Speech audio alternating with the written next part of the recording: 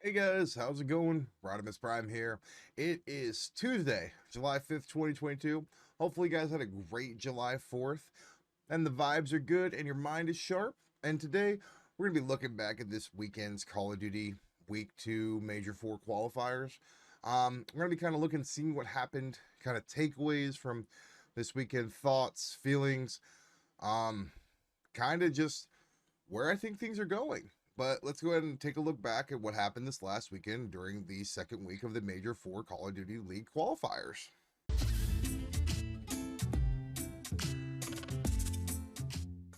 Once again, guys, we had the Week 2 Major 4 qualifiers go on this last weekend. And once again, I went 5 and 5. I guess instant takeaways or thoughts that I can see just from looking at this is that my most improved team is London Royal Ravens. Through three matches, they are 3-0 with a 9 games won and 3 games lost for a 75% win percentage. That means that they have an astonishing average of 3 wins, 1 loss per series. That means that they're winning a lot of these series 3-1. They're not going to that 5th matchup. Subliners also could be brought up in that category as they are 4-0. They are also 3-1 average for their series, means they won 3, lost 1. And I think that the most consistent downfall in terms of playlists is Control.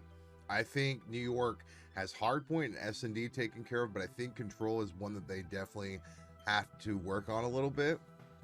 But looking at these two teams control their own fate going into this next week of qualifiers, as they could technically go 5-0 and then be the number 1, number 2 seed, depending on how the tiebreakers play out and kind of how that is. I don't understand the algorithm for that, but these two teams kind of control where they sit right now. And that's really interesting because I think if you started before these qualifiers, I don't think a lot of people would have said that New York or London would have been teams that are undefeated through 2 weeks of qualifiers. So props to those two teams, stepping up big when the time matters. They've got these huge qualifier points, which are going to make sure that they're in the winners bracket, and that's big for them. Plus, with the actual overall standings, like New York, they're up to 110 points. They win one more, they're tied for that 9th through 11th spot with Minnesota and Florida. And London Royal Ravens is making sure that they secure their spot in champs. With that 3 wins, they went from 150 to 180 points. That's huge for them, making sure they've got that spot even more locked up.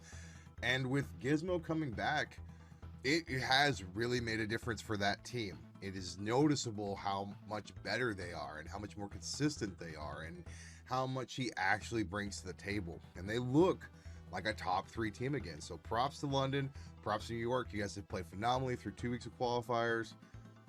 Can't say too much more than that. Second kind of takeaway from this.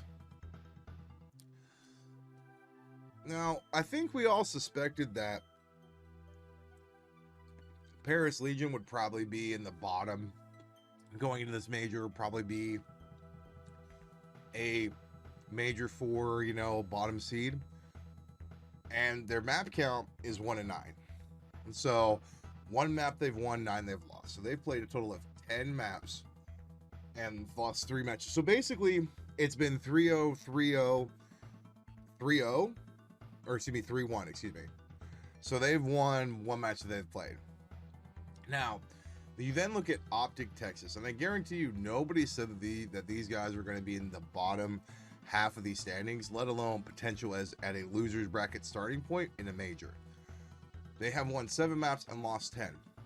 And they've played a total of 4 matches. So that's 17 total maps.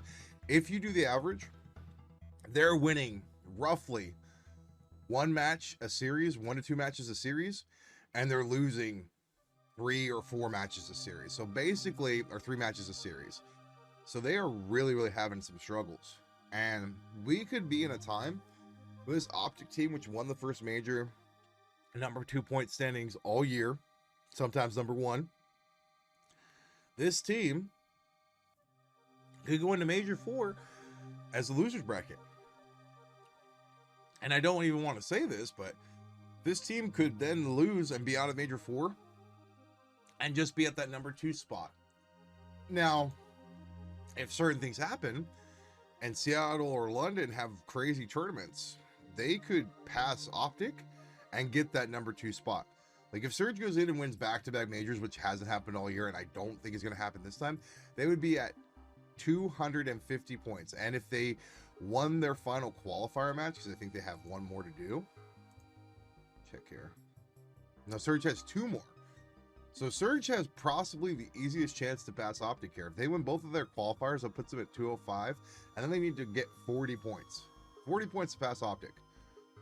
And Optic has to perform well this next weekend. If they don't win their qualifier, and then they go into the major, and let's say they lose out, you can see Optic drop out of that 2 seed for champs. And if you're a 3 seed, I don't think Optic wants to play Toronto Ultra.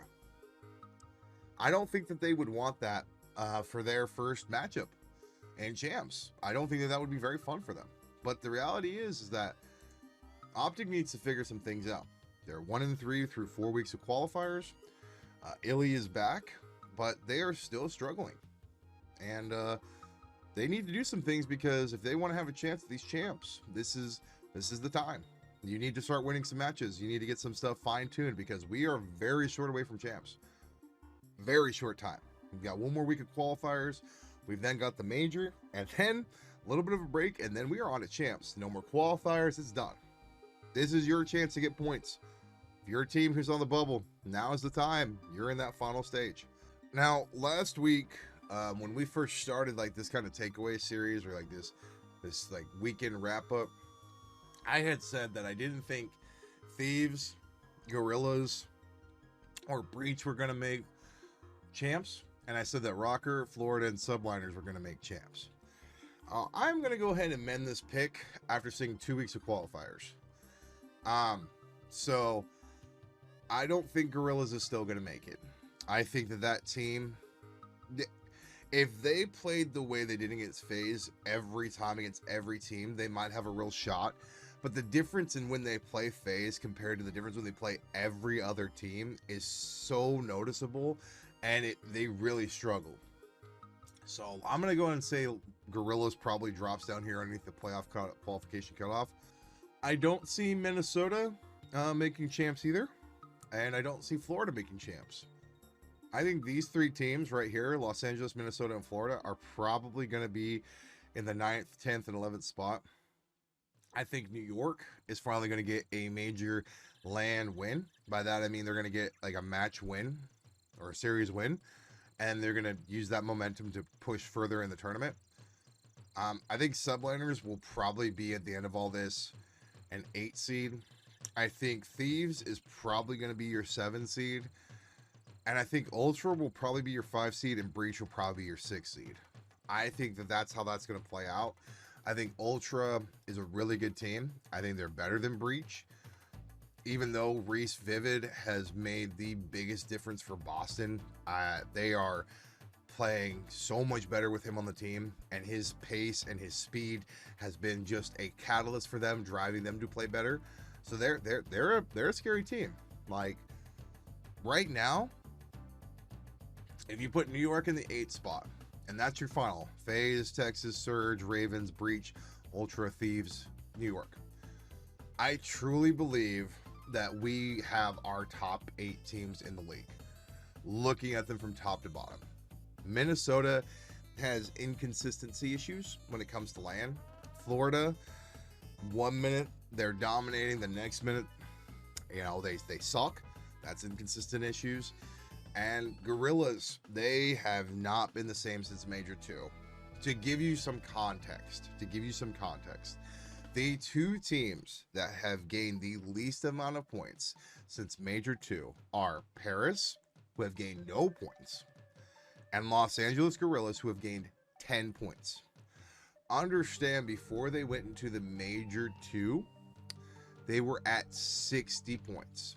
So through 2 weeks of qualifiers and 1 major, which 2 full majors of qualifiers, would be 100 points if they had won all their matches. 100 points. So officially, if we just take the qualifiers, that's 100 points. Okay, so that means that they lost 4 matches in qualifiers. So we'll say an average of 6/4. That's 3 wins, 2 losses.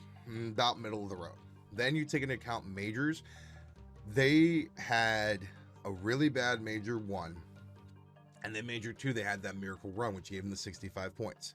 So through 2 full majors of qualifiers, they had half the points that they had made. And then through that one major that put them into a position where they've just stuck at the entire season. They've just been lucky enough to stick at. But if Gorillas does not win any more series, they will probably not win at the major. And New York was going to just hop over Mutineers and Rocker and make it in that final 8 spot.